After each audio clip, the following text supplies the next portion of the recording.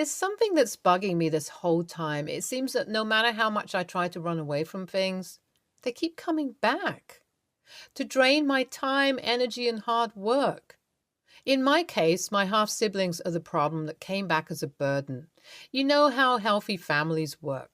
All the family members are supposed to be supportive of each other and lend a shoulder instead of hitting on the head. That was a metaphor, by the way. As far as I can deduce from my past experiences and from my life in general, it all boils down to my bloodline. I used to think that I was an adopted child. My ever so frustrated sadist stepmom always reminded me of that. She hated me more than anything. I guess fairy tales are always correct. Your stepmom and step siblings will never love you. They only remember you when they need something that only you could provide. I had no idea who my biological parents were. All I knew was that someone put me in a basket and left it by my father's doorstep. I had a very good bond with dad, so I'm not calling him stepdad or anything. No matter how many times I have interacted with him, I felt like he was my real father. I remember the date very well. It was January 29, 2011, a few days after my 10th birthday. My parents were screaming so loud that I could hear everything. During that fight, my stepmom accused my father of having an extramarital affair. After listening a bit more, I found out that I was a product of that affair.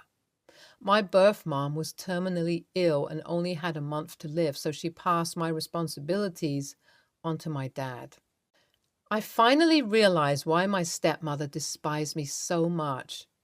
After that heated argument, my dad left the house and never came back. He died in a car crash. I wouldn't be surprised if my stepmom messed up with the brakes, but there wasn't any evidence of murder, so the investigators assumed that it was an accident.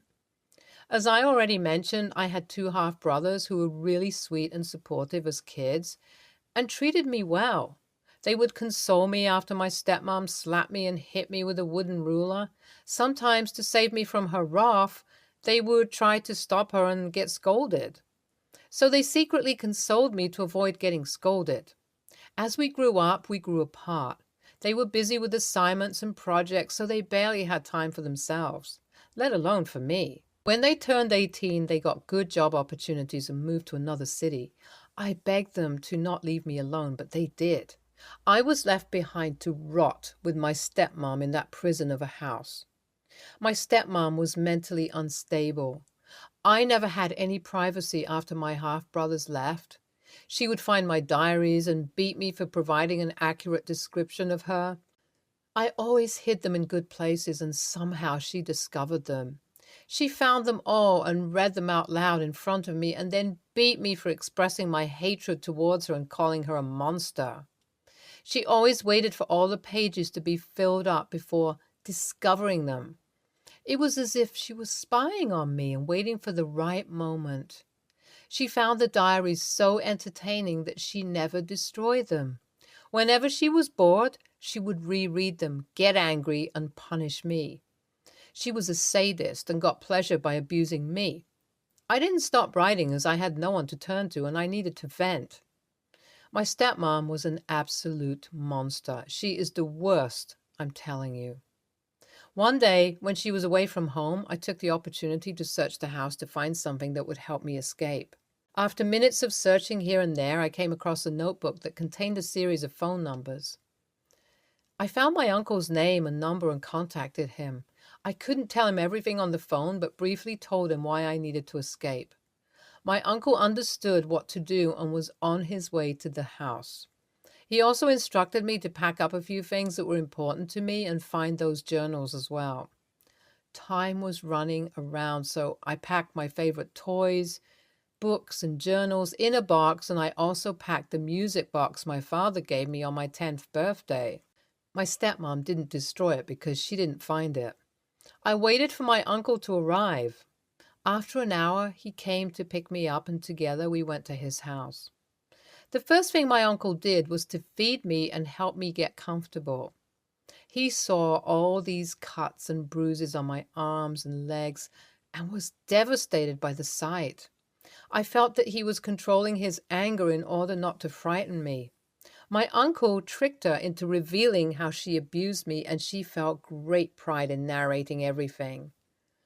This whole time he was recording the call. Then he called the cops and had her arrested.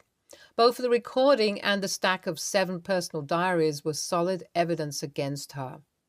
The court declared her guilty of abuse and put her behind bars. She was then transferred to the asylum. My uncle was very kind. He took the responsibility to raise me. He provided me with adequate medical care. We also went back to the old house to collect my stuff amongst other valuables and sold the rest. He sold the house as well. Things were going well, but I had a problem. I felt little to no emotions. There were barely any moments of joy, and I would have long episodes of intense sadness and rage. I also resorted to self-harm and harming others and feel guilty about it later. I refused to communicate with anyone because I got triggered easily and would shout back at them. I misbehaved with people and would deeply regret it later. One time I even hurt 2 or 3 kitties, and I deeply regret that.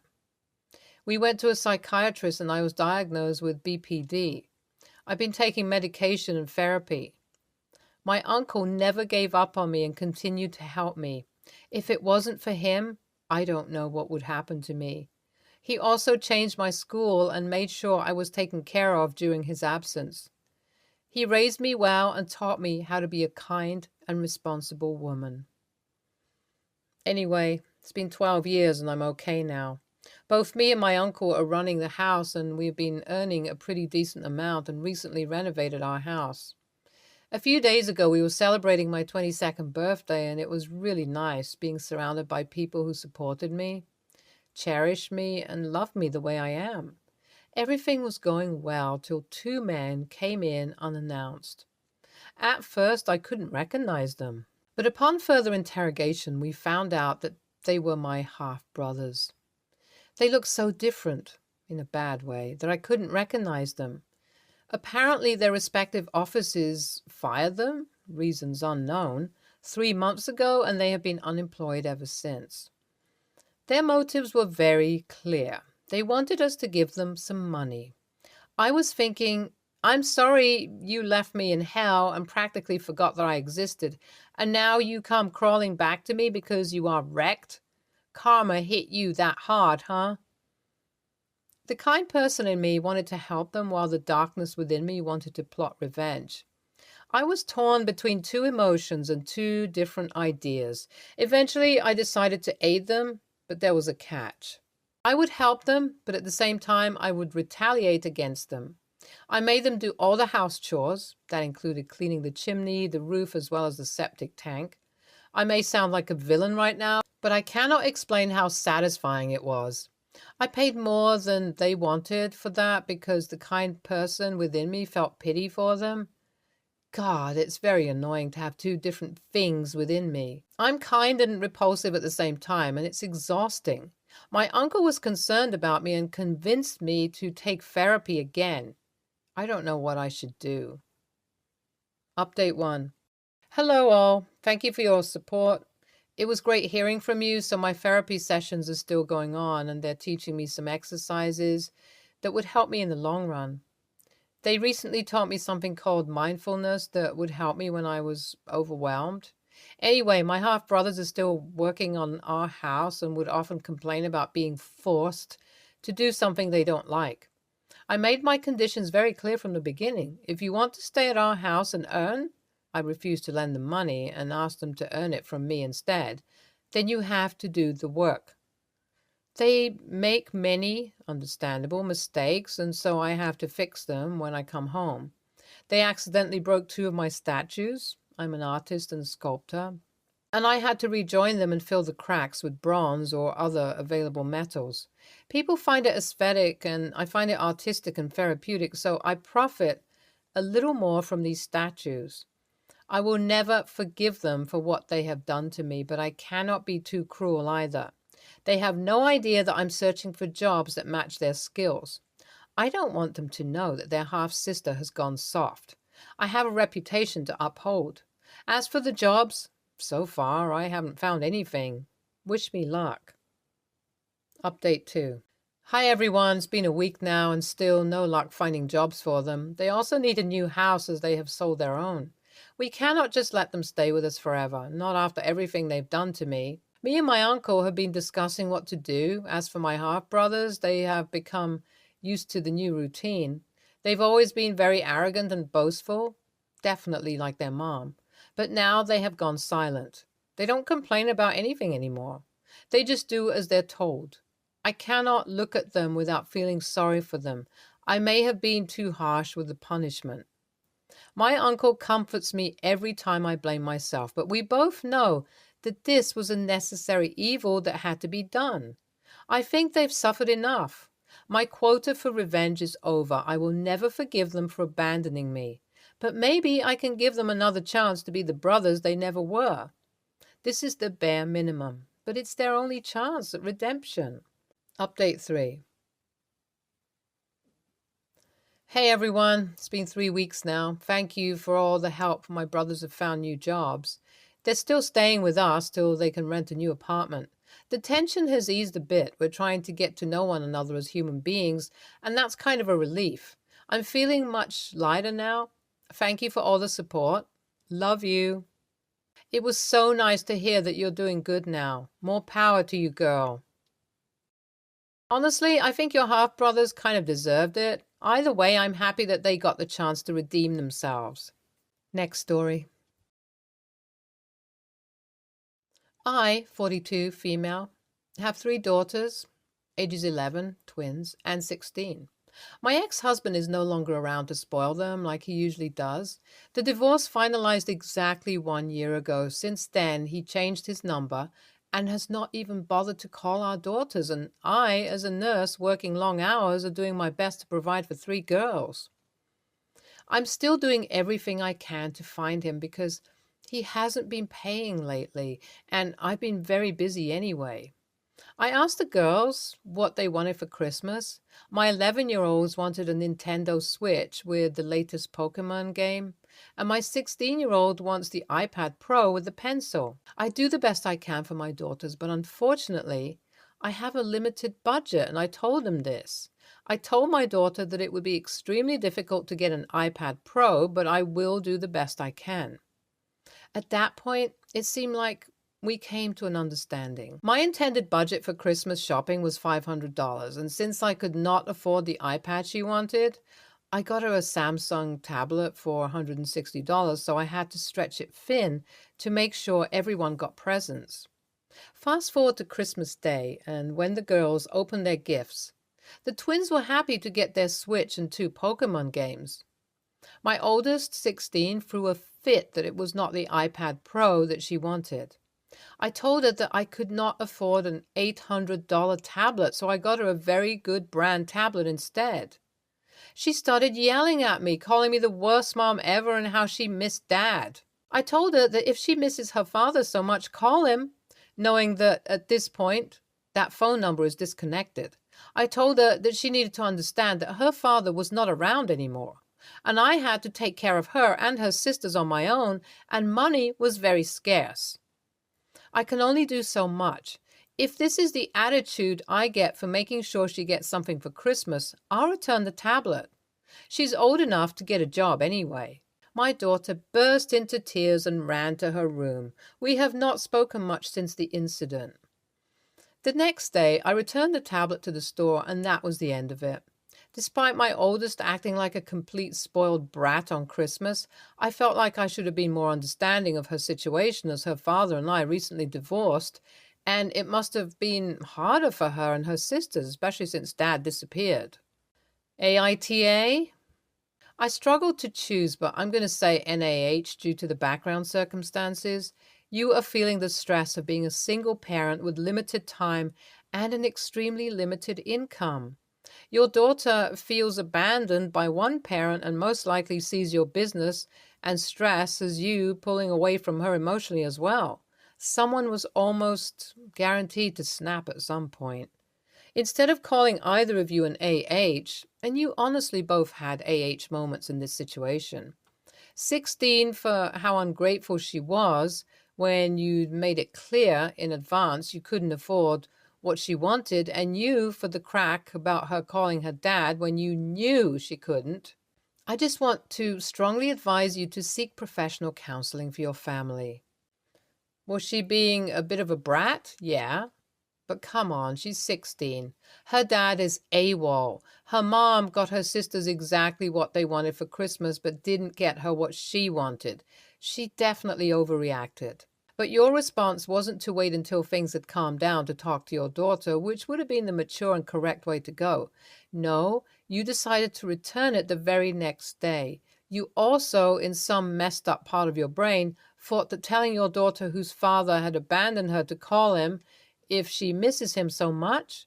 Great parenting. She's clearly going through a lot. I get that your ex left you with a lot on your plate here, but she's a teenager and her dad abandoned her. You definitely should have been more understanding. I'm not saying you had to have gotten her an iPad, but you seriously thought that returning her Christmas gift was the right move here? And why haven't you spoken to her about this yet? This happened over a month ago. Again, I feel for you and the situation your ex left you in, but your daughter is a child who is clearly acting out because her dad abandoned her. What are you doing to help her through this? Is she in therapy? Honestly, you both sound like you need therapy, and your other kids would probably benefit from it as well. YTA, I told her that if she misses her father so much, calls him knowing the number is disconnected. What the frick is that? Your daughter is going through some shit right now, and your response is to antagonize her? That's just cold. Next story. Hi all. Sorry for the throwaway. All names are fake. So I, 16 male, have realized in the past couple of years that I am what they call a glass child. My little sister Ellie, 12, female, was kind of a miracle baby who my parents had after a number of miscarriages. Ellie and I are both autistic, although she has much higher support needs than me, and she also has a mild physical disability, which means she needs help performing certain tasks as well. I understand that these things mean Ellie was always going to take up more of our parents' time than I do, but for most of her life I have very much been a low priority for my parents. I play sports and do musical theater, but neither of them come to my matches or shows because Ellie doesn't like crowds. I've had my birthday parties, plans changed, cancelled to better suit what Ellie likes to do, stuff like that. Also, while my support needs are low, it doesn't mean they're non-existent, and I don't always feel like they get met at home. Sometimes I feel like Ellie's wants get prioritized over my needs, and if I ever have a meltdown, my parents are less patient with me than they are when Ellie has them. On to what's happening. My theater club does this thing every year around awards season where we have our own mini awards show. It's mostly fun and a fundraising thing for the club, but they do it in a nice hotel and everyone gets all dressed up. Each member of the club gets 2 tickets for free, and then you can pay for additional ones if you want. I've given the free tickets to my parents in the past after they've promised to find a sitter for Ellie and come, but they've never actually made it because inevitably some issue with Ellie arises. This year I've chosen to give my tickets to my godfather Mike and his girlfriend Julie instead.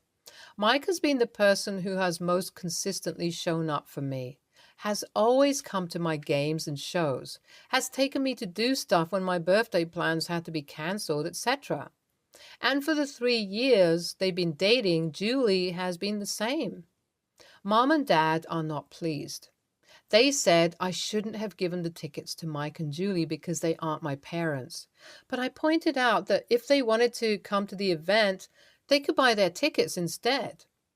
They said they shouldn't have to, and I should be prioritizing them coming, and I got a bit huffy and said that every time I've given them tickets, they've pied me off for Ellie, and I just wanted to give them to somebody who actually cares enough about me to show up. That made Mom cry, and Dad got really cross with me and said that I was being selfish and that I know Ellie needs extra help, so it's not fair for me to take my frustrations out on her. They're basically saying that I'm a brat and selfish and an a-hole, and it's causing problems with Dad and Mike as well. So I'm starting to question if I did the right thing. NTA, your parents are crying because they are facing the consequences of their own actions. Please be aware that they are under an extraordinary amount of stress raising two children. I feel like they told themselves every performance and award they missed. We will go to the next one. There will always be another performance or award for us to attend. Well, now there isn't. You are almost all grown up, and your parents are being faced with the consequences for not attending more of your programs. You aren't taking your frustration out on Ellie. You shared your free tickets with someone dear to you. If your parents make the effort to attend, as you said, tickets are available to buy, you can give your tickets to whomever you want. Your parents are just hurt, and you should be sensitive to their feelings, but they are hurt because of their failing, not yours. NTA, I'm sorry for the dynamic in your household, and I hope it will be a wake-up call for them. You deserve to have people show up for you, and sadly they don't. I'm sure that was hard for them to hear, face, but I hope they take it in a positive direction as much as you can. Hold firm, but be gentle and kind as you can. Say repeatedly if needed that you love them and you would have loved for them to come, but that you've learned from prior experience they most likely would not. If they really care so strongly to be in attendance and not just be given free stuff, they will buy themselves tickets and show up. I greatly hope for all your sake that they'll do that. NTA, your parents aren't handling this well. I suspect that you're seeing the pent-up frustration of realizing that their boy is almost grown up and they've missed a lot of your life. Seeing the tickets go to someone else just highlighted how bad the situation is for you and them. The fact that your parents won't spring for their own tickets really makes it clear that you made the right decision. Even if you'd offered the tickets to your parents, they probably wouldn't come. To your credit, you're handling this in a very mature way, and I think in time you'll come to see your parents as rather desperately trying to hold things together through a very difficult time, and perhaps forgiveness will come with that. That doesn't mitigate the neglect you're feeling right now, of course, but this is what severe medical problems and disabilities do to families, unfortunately. Stay tuned for more stories from our girl relationships.